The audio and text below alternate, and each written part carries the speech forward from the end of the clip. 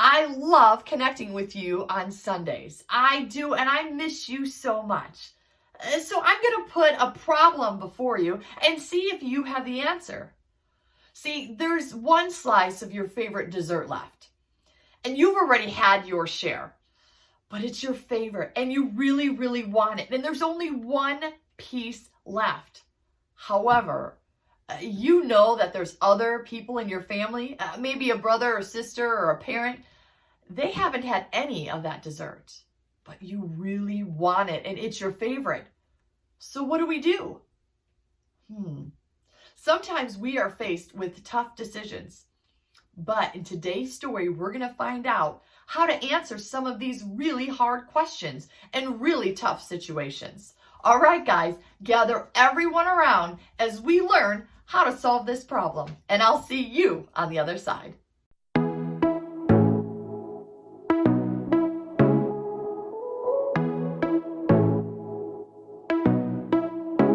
I'm not helpless. I have purpose to change the world around me one step at a time. I wanna be the best me that I can be. Not living for the moment, but the future I see. That's why every second of every day I'm making a choice to make a change. Won't give up, won't let you down. I'll go for it and get it done. I'm on it, I got it, still having fun. You can count on me. It's my responsibility, and you know you can count on me. I'm not helpless, I have purpose to change the world around me one step at a time. I wanna be the best me that I can be. Not living for the moment, but the future I see. That's why every second of every day I'm making a choice to make a change. Won't give up, won't let you down. I'll go for it and get it done. I'm on it, I got it, still having fun. You can count on me.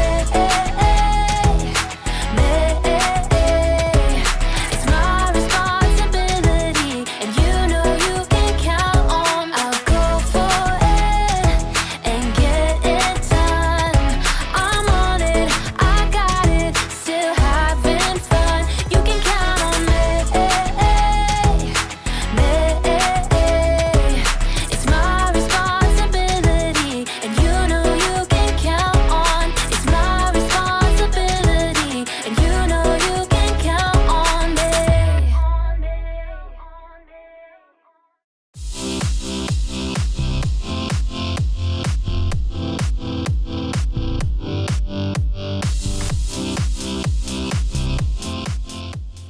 Done! Oh, here we go.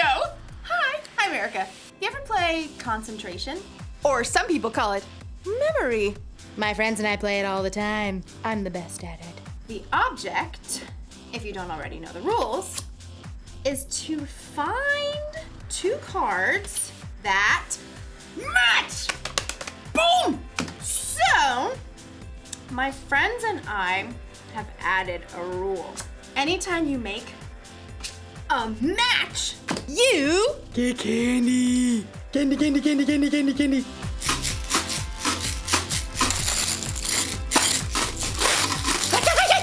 What can I do? It's a rule, and rules are part of life. Yes! You've got to talk about rules when you're talking about responsibility. Responsibility is showing you can be trusted with what is expected of you. Of course, the rules don't say I have to eat candy every time I get a match. So, usually, I save it for later. This is what I've won so far. I mean, what can I say? I know how to pick 'em. My friends are like, you're too good at this game. give us some candy. And I'm like, get your own. I might have a problem. No. Today's story is one that Jesus told about a man who had a little problem with sharing. Who knows what that's like? I'll see you in a bit. Mine. The Bible. It's 66 books of history, stories, letters, and poetry that fit together to form God's one big story. The epic adventure of how He created us and loves us so much that He made a way to rescue us. As we travel through the Bible, from Genesis to Revelation, we discover people who met God and found their lives changed forever. Now, for an amazing story, inspired by the book of Luke, chapter 12, verses 13 through 21. Everywhere Jesus went, large crowds followed him. Some really wanted to learn and change. Some were just curious. Others, like the religious leaders, listened to Jesus' words so they could trap him with tricky questions. But there were some people who just wanted Jesus to back them up, to tell them that their way was the right way. One of these was a man, we'll call him Ezra. Teacher! Hey! Teacher! Ezra's demand was loud enough that everyone stopped talking to look at him. Are you gonna let me through or what? Ezra shoved through the crowd, dragging another man behind him, his brother. Teacher, you've got to tell my brother here that he has to divide the family property with me. Ezra's brother looked like he wanted to sink straight into the ground. Jesus turned to Ezra. Friend, who made me judge or umpire between you? People listen to you. I thought you could, just settle this. Tell my brother I'm right. Watch out. Be on your guard against wanting to have more and more things. Life is not made up of how much a person has. That is not what I asked. Jesus didn't argue with the man. Instead, he told a story, a parable. If he had told this story today, it might sound just a little something like this. There once was a rich man whose field grew a fantastic crop of grain. Perhaps it was corn. His manager brought him the good news. Sir, we're set to bring in a bumper harvest of cobs and kernels. Yes! Go me! Oh, well, your employees did an excellent job of preparing the fields. Go me! And there was a lot of sunshine. Go me! And just the right amount of rain. Go me! Yes, go you. Harvest the crop at once! Well, we're working on that. There's just a little problem. Problem? Who messed up? Fire them at once! Oh, no. It's a good problem. You don't have enough barn space to store all your grain. Huh. I'm just too successful. Go me. Well, I was thinking you could share some of the grain. Share it? Well, yes. Some extra bushels for your employees, maybe give some of it away, popcorn for all the kids in town, hold a cornbread festival for everyone. But it's all mine. Oh, yes. Yes, it is. I know. I'll tear down my barns and build bigger ones. Then I can store up all the extra grain for myself. Oh. See to it. I want those new barns up by the time the corn harvest is in. Yes, sir. The old barns were torn down and brand new, bigger barns were built. Perfection. Is the corn harvest complete? Yes, sir. All finished. Excellent. Have the men store it all in these new barns immediately. But they're so tired. I said immediately. Yes, sir. At last, the rich man's entire corn crop was stored in his shiny new barns. He settled back in a comfy deck chair and surveyed his property as the sun set. Go me! Self, you've done pretty well for yourself. You got grain stored away for a lot of years to come. He popped a gourmet corn chip into his mouth. Self, take it easy. Eat, drink, and live it up. You foolish man. The rich man nearly choked on his chip. Excuse me? The rich man looked around, but he could see no one. He was entirely alone. Oh, great. Is this supposed to be some God moment where I discover what I've been doing wrong? That's exactly what it was. You foolish man. Tonight I will take your life away from you. Then who will get what you have prepared for yourself? Could we come up with a different ending to this story? But there was no way out for the rich man. He had chosen to focus only on what he could keep for himself.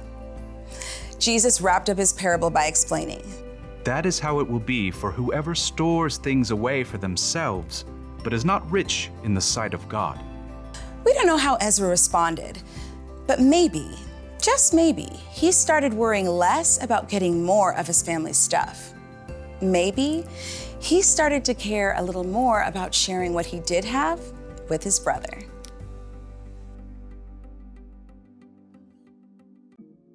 Jesus told the story of a rich man. He had more than enough food for himself to eat, and he kept it all. Every last grain. Don't misunderstand me. There's nothing wrong with saving. It's good to save your allowance money for that new toy you want. It's good to save candy for later instead of eating it all at once. But saving wasn't the problem with the rich man. No. His problem was his heart. He loved himself and his stuff more than he loved other people. And that's not good, because people are always more important than stuff. You see, I can't say that I'm a follower of Jesus if I'm going to be selfish with the things I have. Those things don't match. It's our responsibility to share with others, and we all have something we can share. Maybe you have time to share, or money, or candy. You're going to have all kinds of chances in your life to share with someone who has less than you. Don't miss your chance. Here's a rule for life to remember today. Share what you have.